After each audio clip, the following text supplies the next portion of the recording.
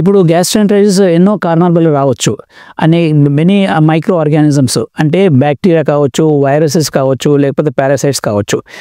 సాధారణంగా మనం చూసేది ఏమంటే viral gastritis more common. Second comes the bacterial and last is parasitic.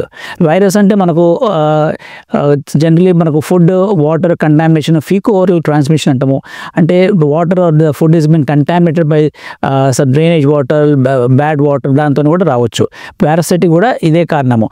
మళ్ళీ బ్యాక్టీరియల్ మాత్రము because of fomites, because of bad hygiene, లేకపోతే కొన్ని ఇది ఫ్లైస్ ఉంటాయి, అది ఫుడ్ మీద కూర్చొని ఆ కంటామినేటెడ్ ఫుడ్ తీసుకుంటూ కూడా రావచ్చు. So these are the main viral, bacterial and parasitic causes of diarrhoea.